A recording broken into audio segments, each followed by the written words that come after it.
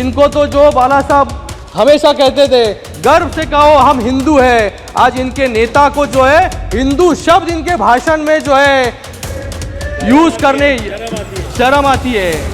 हिंदू शब्द जो है, हिंदू शब्द इनको इस्तेमाल करने में शर्म आती है। मुझे लगता है कि भगोड़े जो है, आज कोई बैठा नहीं यहाँ पर, ये भी भाग गए यहाँ से। ये जो भगोड़े हैं ये हिंदुत्व से दूर भागे, बाला साहब के विचारों से दूर भागे। लोग जो है रोज इनकी पार्टी छोड़ के जो है भाग रहे हैं रोज। आप बोले, आप बैठिए नीचे। तीसरी बार का सांसद हूँ, समझाने की यहाँ पर जरूरत मत कीजिए। तीसरी बार सुनकर आया हूँ, आप बैठो नीचे, बैठो नीचे प्लीज। आज आप बोलिए 400 पार। अरे राहुल गांधी क्या बात कर रहे थे?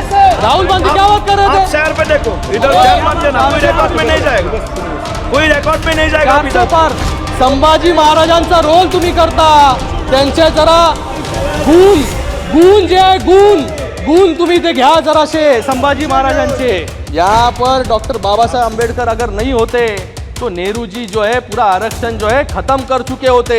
आज मुझे पूछना है कि नेहरू जी के राज में भी संविधान खतरे में था क्या? रयतेचं राज्य यावं म्हणून हातात जर तलवार नसती घेतली तर आज अटक पासून ते कटक पर्यंत हिंदवी स्वराज्य जे आहे हे तेव्हा स्थापन झालं नसतं। लोगों ने जो है आप पर विश्वास नहीं रखा, लोगों ने मोदी जी के नीतियों पर विश्वास रखा, मोदी जी पर विश्वास रखा, इसलिए आज यहाँ पर हम लोग बैठे फिर से सत्ता में तीसरी बार। आज पूरे चुनाव में एक फेक नैरेटिव कि संविधान खतरे में है, आरक्षण खत्म हो जाएगा, लोकतंत्र खतरे में है, ये बोल कर जो है आपके कुछ वोट जो है बढ़े, कुछ नंबर जो है यहाँ पर बढ़े ज़रूर है, लेकिन मुझे लगता है कि ये फेक नैरेटिव जो है ये बार बार आप इस्तेमाल नहीं कर पाओगे। एक बार लोगों को जो है आप भ्रमित कर सकते हो, बार बार लोगों को जो है भ्रमित करने का काम जो है ये आपसे नहीं होगा और लोग भी भ्रमित नहीं होंगे। जब इस सिख समाज के साथ नरसंहार हुआ, अत्याचार हुआ, तभी किसने किया ये अत्याचार? इसका भी जवाब जो है कांग्रेस को देना पड़ेगा। उसी के साथ में जब भी राष्ट्रपति, अभी बोलो, अभी बोलने का काम कीजिए। ओ पापा जी, इधर बोलो प्लीज।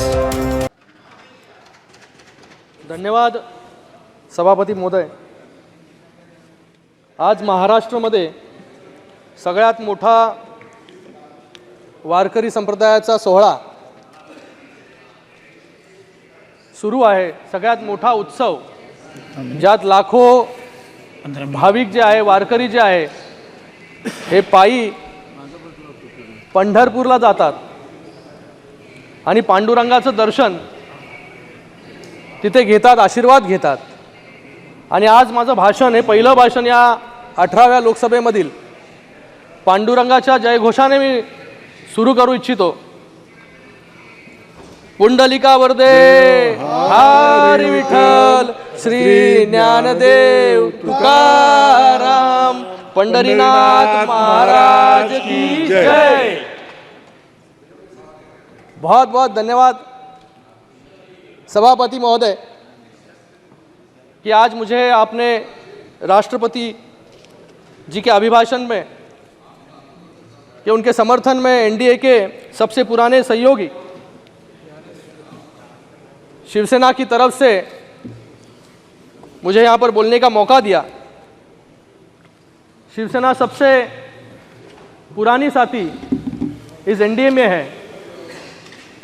जैसे एलआईसी का एक वाक्य है, जिंदगी के साथ भी और जिंदगी के बाद भी, बाला साहब के पहले भी और बाला साहब के जाने के बाद भी शिवसेना भारतीय जनता पार्टी के साथ में आज एनडीए में खड़ी है। सबसे पहले देश के जनता को, महाराष्ट्र के जनता को और मेरे कल्याण लोकसभा की जनता को मैं तहे दिल से धन्यवाद अदा करता हूं कि तीसरी बार मुझे इस सदन में मेरे कल्याण लोकसभा की जनता ने चुनकर भेजा और तीसरी बार फिर से मोदी जी को इस देश का नेतृत्व सौंपा और मोदी जी को तीसरी बार प्रधानमंत्री बनाया। मैं प्रधानमंत्री नरेंद्र मोदी जी को, एनडीए सरकार को तीसरे काल के लिए बहुत बहुत बधाई देता हूँ और मुझे पूरा विश्वास है कि पिछले 10 सालों में जो हमने काम किया, ऐतिहासिक हो, सकारात्मक काम जो है गए 10 सालों में हुए, उससे अच्छे काम जो है आने वाले 5 सालों में जो है, अच्छी नीतियां जो है आने वाले 5 सालों में माननीय मोदी जी के नेतृत्व में हमारी सरकार बनाएगी। इस चुनाव में जनता ने एक मैसेज दिया है, कांग्रेस अकेले लड़े या इंडिया अलायंस बनाकर, बैठना तो विपक्ष में ही है। कांग्रेस जो आज इतनी खुश है, राहुल कल तक यहां थे, आज वहां पहुंच गए हो। कांग्रेस को राहुल की जगह उधर ही है विपक्ष में। मुझे लगता है कि जो आंकड़े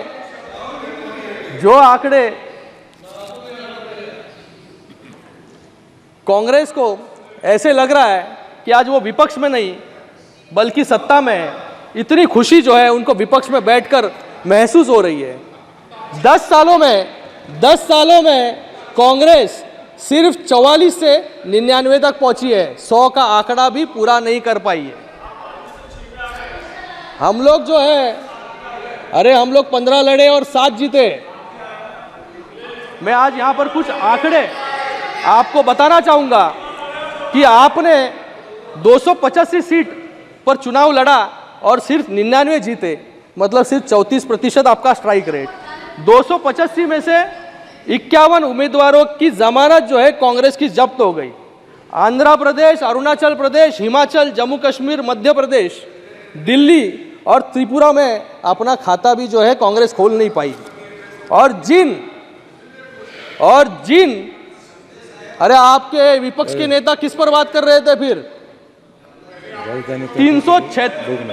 336 उम्मीदवार जो है अलग अलग राज्यों में इन्होंने खड़े किए, उसमें से सिर्फ 15 इनके जो है उम्मीदवार जीत कर आए, जो 5% से भी कम है। मुझे लगता है कि आपके आंकड़े तो कम है, लेकिन अकड़ जो है इस वक्त जो है बढ़ गई है। मुझे लगता है कि जश्न के पीछे जो हार की सच्चाई है उस पर थोड़ा आत्मचिंतन करने की कांग्रेस को जरूरत है। यहां पर हमारे आंकड़े, हम लोग यहां पर सत्ता में बैठे हैं, आप लोग विपक्ष में बैठे हो। 10 साल के बावजूद लोगों ने जो है आप पर विश्वास नहीं रखा, लोगों ने मोदी जी के नीतियों पर विश्वास रखा, मोदी जी पर विश्वास रखा, इसलिए आज यहां पर हम लोग बैठे फिर से सत्ता में तीसरी बार। लोगों ने मोदी जी को चुनकर क्यों दिया? हम सबके लिए गर्व की बात है कि भारत में लोकतंत्र का सबसे बड़ा उत्सव शांतिपूर्वक ढंग से पूरा हुआ और तीसरी बार भारत ने प्रधानमंत्री मोदी जी के नेतृत्व को चुना। 2024 में दुनिया की आधी आबादी चुनाव प्रक्रिया में भाग ले रही थी। अभी तक 80 देशों में चुनाव अभी हो रहे हैं, 55 देशों में चुनाव हुए, 33 देशों में सरकार बदल गई, बदलाव हुआ, लेकिन हमारे देश ने तीसरी बार सशक्त सरकार मोदी जी के नेतृत्व में यहां पर बनाई। एक महत्वपूर्ण प्रश्न यह है कि जब विश्व भर में बदलाव की लहर है, तब भारत जैसे डाइवर्स और सबसे बड़े लोकतंत्र में स्टेबिलिटी कैसे है? उसका सबसे प्रमुख कारण है जनता को हमारी नीतियों पर विश्वास। हमने दिखा दिया है कि अंतर्राष्ट्रीय स्तर पर भारत की छवि गए 75 वर्षों में सबसे ज़्यादा मजबूत अभी हुई है। आज हमारा देश किसी पर भी निर्भर नहीं है, बल्कि बाकी देश जो है भारत पर जो है निर्भर है। कांग्रेस सरकार की पॉलिसी, फॉरेन पॉलिसी ने हमारी इंटरनल सिक्योरिटी को कमज़ोर किया और इसी के कारण 26/11 हमलों का हम कोई जवाब नहीं दे पाए।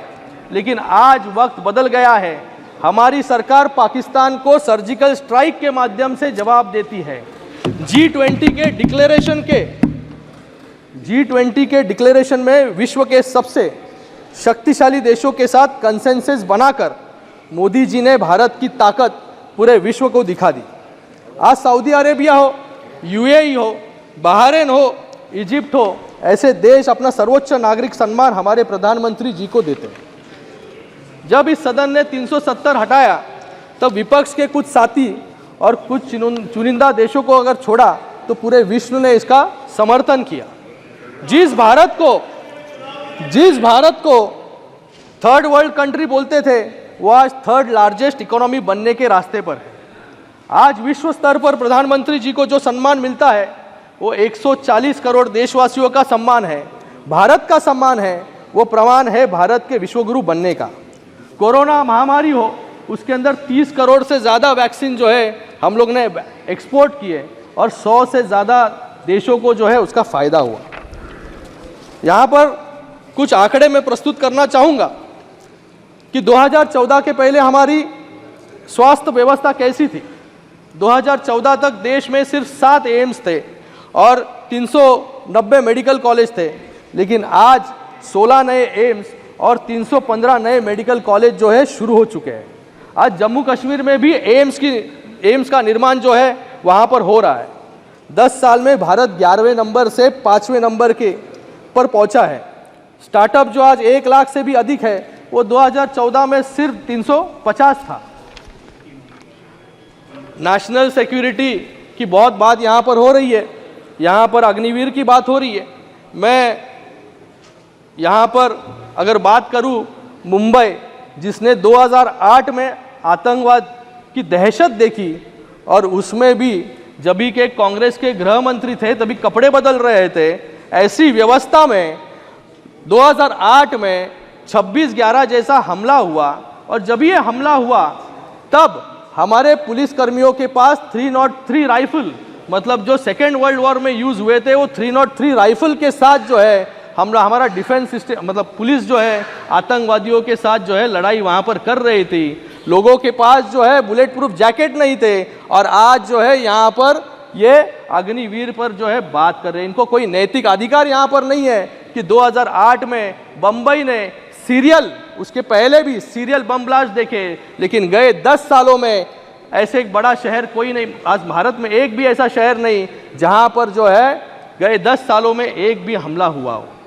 हमारे 10 साल की नीति, और ये कह रहे थे डरो मत डरो मत, मुझे लगता है कि आपसे जो है पहले हमारे आड़ोस पड़ोस के देश जो है डरते नहीं थे, इसलिए हमारे देश पर जो है आए दिन हमला करते थे। आज आड़ोस पड़ोस के देश जो है मोदी जी से डरते हैं, इसलिए गए 10 सालों में एक भी हमला जो है बड़े शहरों में हमारा हुआ नहीं।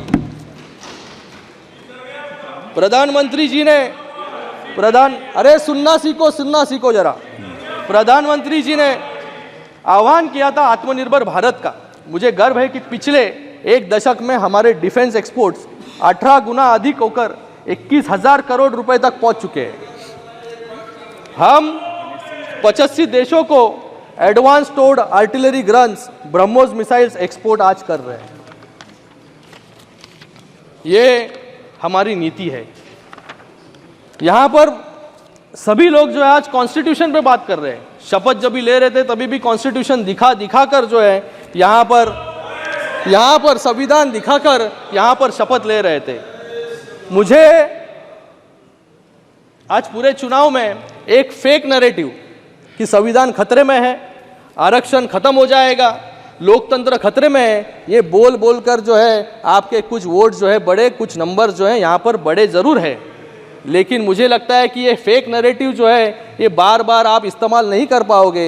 एक बार लोगों को जो है आप भ्रमित कर सकते हो, बार बार लोगों को जो है भ्रमित करने का काम जो है ये आपसे नहीं होगा और लोग भी भ्रमित नहीं होंगे। मुझे यहाँ पर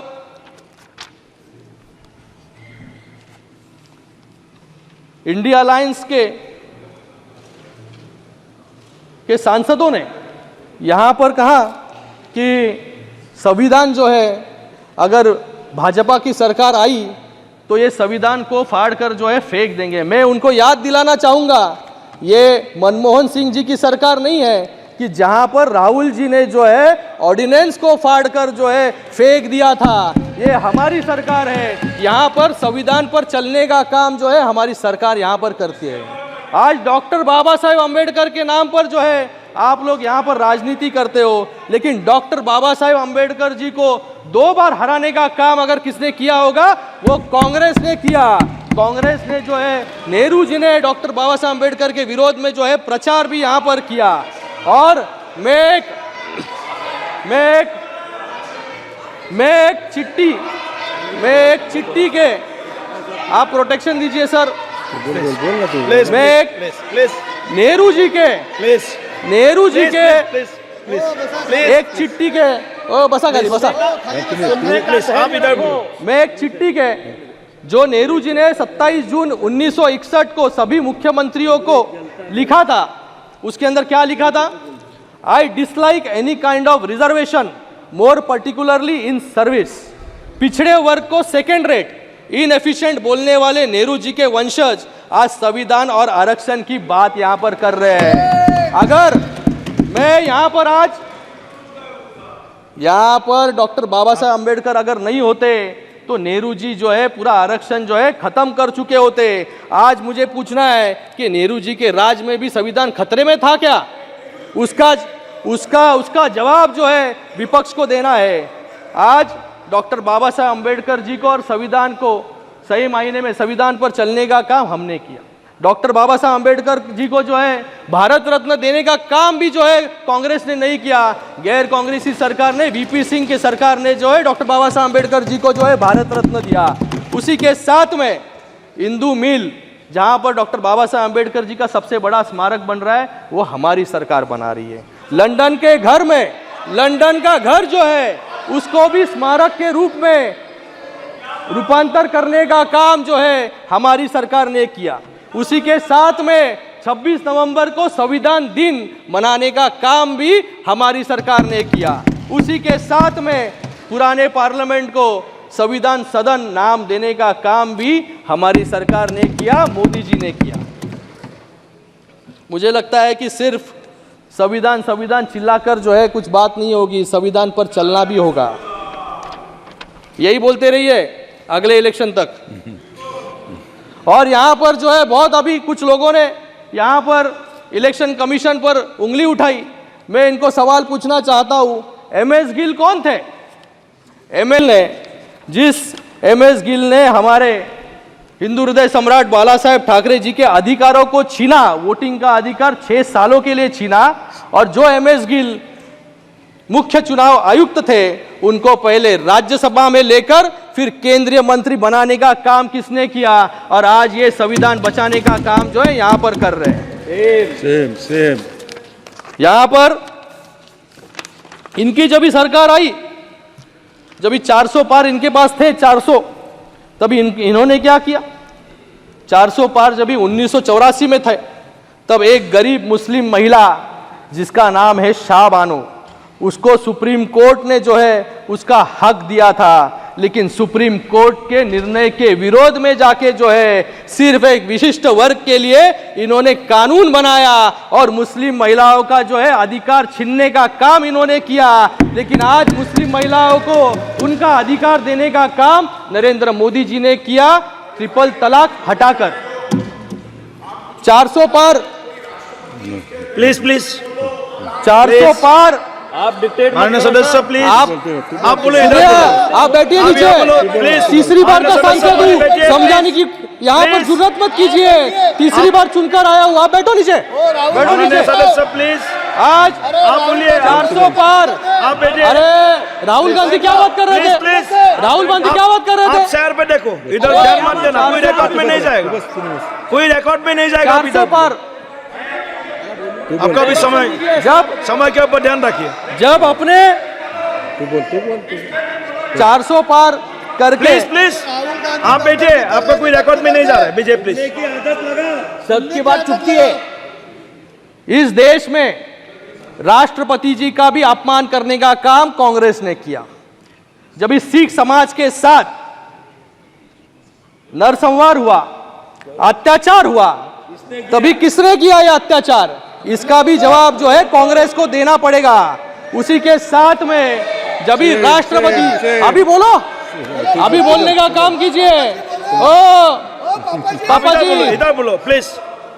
दुनिया जानती है, लेकिन जब भी राष्ट्रपति जी यानी जय सिंह थे, उनको इन्होंने 2 साल तक जो है किसी भी मंत्री को जो है मिलने नहीं दिया। और ये आज संविधान की बात कर रहे हैं। आपका समय, जब भी 400 पार इनके पास थे, 20 कौन खुद 400, सर मैं अकेला स्पीकर हूं सर, 400 पार इनके पास थे, तभी बोफर जैसा घोटाला इन्होंने किया, जिससे सेना को कमजोर करने का काम भी जो है कांग्रेस की सरकार ने किया। उसी के साथ में जब भी 400 पार थे, तभी भोपाल गैस ट्रेजेडी में इतने लोग मारे गए और वॉरेन एंडरसन को वीआईपी ट्रीटमेंट देकर जो है चार्टर्ड प्लेन से देश के बाहर भगाने का काम भी कांग्रेस ने किया। तो जब भी कांग्रेस के शासन था तभी 400 पार। Sir I am the only speaker sir. 13 minutes you have 400 पार सर, अभी तो थोड़ा आधा 17 बाकी है मेरा सर भाषण। प्लीज 400 पार सर मेरा पहला भाषण है सर, संरक्षण दीजिए। 400 पार तो एंडरसन फरार, 400 पार तो संविधान पर वार, इनका 400 पार तो मुस्लिम महिलाओं का पर अत्याचार, और इनका 400 पार तो सेना में इन्होंने भ्रष्टाचार किया।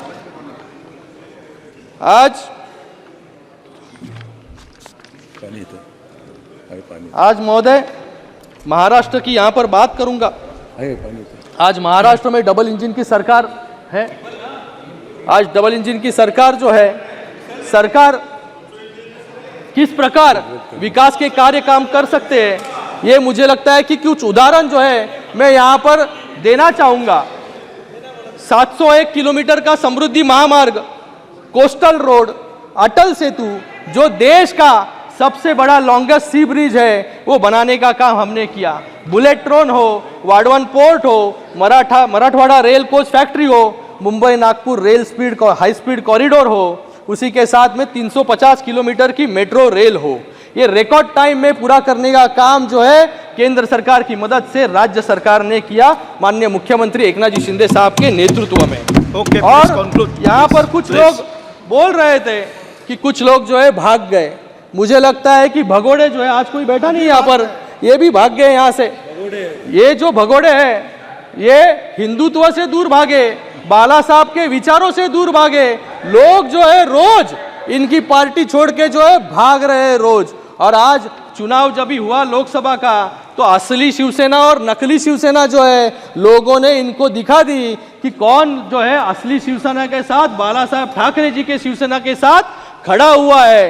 आज इनके सामने हम लोग जो है 13 सीट लड़े, इनके सामने 13 में से 7 सीट हम लोग लड़े, और 2 लाख ज्यादा वोट जो है हमें, जो बाला साहब की शिवसेना है उनको मिली। लोग जो है शिवसेना के साथ, हिंदुत्व के साथ जो है यहाँ पर खड़े हुए हैं। इनको तो जो बाला साहब हमेशा कहते थे गर्व से कहो हम हिंदू हैं, आज इनके नेता को जो है हिंदू शब्द इनके भाषण में जो है यूज करने शर्म आती है। हिंदू शब्द जो है, हिंदू शब्द इनको इस्तेमाल करने में शर्म आती है। और यहाँ पर विपक्ष के नेता, खत्म कर रहा हूँ सर, विपक्ष खत्म कर रहा हूँ। विपक्ष के नेता यहाँ पर हिंदुओं को जो है यहाँ पर कह रहे थे कि हिंदू हिंसक है। मैं छत्रपति शिवाजी महाराज जी के भूमि से आता हूँ, और छत्रपति शिवाजी महाराज जी ने जो है हिंदवी स्वराज के लिए जो है, हिंदुत्व के रक्षण के लिए जो है, देव देश आणि धर्मासाठी शिवाजी महाराजांनी जे आहे हे तलवार हातात घेतली। जर हिंदवी रयतेचंच राज्य I am not yielding sir, I am not yielding, रयतेचं राज्य यावं म्हणून हातात जर तलवार नसती घेतली तर आज अटक पासून ते कटक पर्यंत हिंदवी स्वराज्य जे आहे हे तेव्हा स्थापन झालं नसतं। तर तेवढा अभिमान बाळगा, संभाजी महाराजांचा रोल तुम्ही करता, त्यांचे जरा गुण जे आहे गुण तुम्ही ते घ्या जराशे संभाजी महाराजांचे। तर मी आज प्लीज खत्म कीजिए आपका समय, कंक्लूड कर रहा हूं सर। प्लीज आज मुंबई में 1993 बम ब्लास्ट के कन्विक्ट इकबाल मूसा जैसे आतंकवादियों को चुनाव प्रचार में इन्होंने उतारा यूबीटी ने, जिससे उनसे प्रचार करवा सके और एक विशिष्ट विशिष्ट वर्ग और समाज के वोट जो है इनको मिल सके। लेकिन आज इस इकबाल मूसा को जो है इन्होंने प्रचार में उतारने के बावजूद हमारे साथी रविंद्र वाइकर जी यहाँ पर चुनकर आए। लोग जो है न्याय के साथ जो है खड़े हुए, आतंकवादियों के साथ जो है लोग खड़े नहीं हुए। आज रविंद्र वाइकर जी वहाँ पर चुन के, और ये चुन के आने के बाद जैसे एक साइड से आलू डालो और दूसरे साइड से सोना निकालो, ये जो योजना लाए थे वैसी योजना मुंबई में लेके आए कि ईवीएम जो है ओटीपी से खुलता है। और फिर जो है एक मिड डे ने उसके पेपर, एक न्यूज़पेपर ने जो है उसके आर्टिकल छापा। Okay, please conclude. Sir conclude कर रहा हूँ। आर्टिकल छापा कि एक के मोबाइल में जो है ओटीपी आया और ईवीएम खोल के हम लोग ने हमारी प्रत्याशियों को जो है यहाँ पर जिता दिया। और फिर उस न्यूज़पेपर ने माफी भी मांगी, लेकिन उस न्यूज़पेपर के आर्टिकल को, सर खत्म कर रहा हूँ, लास्ट लाइन, न्यूज़पेपर के आर्टिकल को जो है ट्वीट करने का काम जो है एलओपी ने किया। क्या मैं उनसे पूछना चाहूंगा, जैसे न्यूज़पेपर वालों ने जो है माफी मांगी, आप भी माफी मांगेंगे क्या रविंद्र वाइकर जी से? Okay, thank you sir. हो गया तो मैं आज यहाँ पर सर खत्म कर रहा हूँ, लास्ट लाइन सर। आज यहाँ पर जो फेक नैरेटिव महाराष्ट्र में भी, sir please last line sir, concluding line. आज महाराष्ट्र का इकोनॉमिक सर्वे सामने आया है। लोग जो है फेक नैरेटिव फैला रहे थे कि महाराष्ट्र से जो है एफडीआई बाहर जा रहा है, महाराष्ट्र से जो है धंधे बाहर, मतलब बिजनेस बाहर जा रहे हैं, फैक्ट्रीज बाहर जा रहे हैं। ये इकोनॉमिक सर्वे ने जो है इनके मुंह पर जो है एक तमाचा जो है जोर का लगाया है कि महाराष्ट्र आज जो है क्या कहता है कि आज इकोनॉमिक सर्वे के अनुसार महाविकास आघाड़ी के शासन में जीएसडीपी 6.76% था, जो आज बढ़कर 9.4 हो गया है। Thank you. आज श्रीकांत निवेश जी। में महाराष्ट्र, सर एक ही लाइन कंप्लीट कर रहा हूँ, एक ही लाइन है सर। आज निवेश में महाराष्ट्र अव्वल है और हमारे राज्य में 21,000 रजिस्टर्ड स्टार्टअप है, जिससे 2 लाख से अधिक रोजगार जो है लोगों को मिले हैं। एफडीआई में महाराष्ट्र सबसे नंबर 1 है और उसी के साथ में 22 लाख महिलाओं को हमारी शिक्षा नीति से फायदा हुआ है, जो एमबीए के समय सिर्फ 7.12 लाख था। और उसी के साथ में मैं ओके, थैंक यू यहाँ पर आपका बहुत धन्यवाद अदा करता हूँ कि आपने इतना समय जो है यहाँ पर मुझे दिया। और फिर से एक बार मैं सभी नए सांसदों को यहाँ पर बहुत सबका अभिनंदन करता हूँ कि जो आज 281 नए सांसद यहाँ पर चुनकर आए हैं, उनको भी बहुत शुभकामनाएं। धन्यवाद। जय हिंद, जय महाराष्ट्र।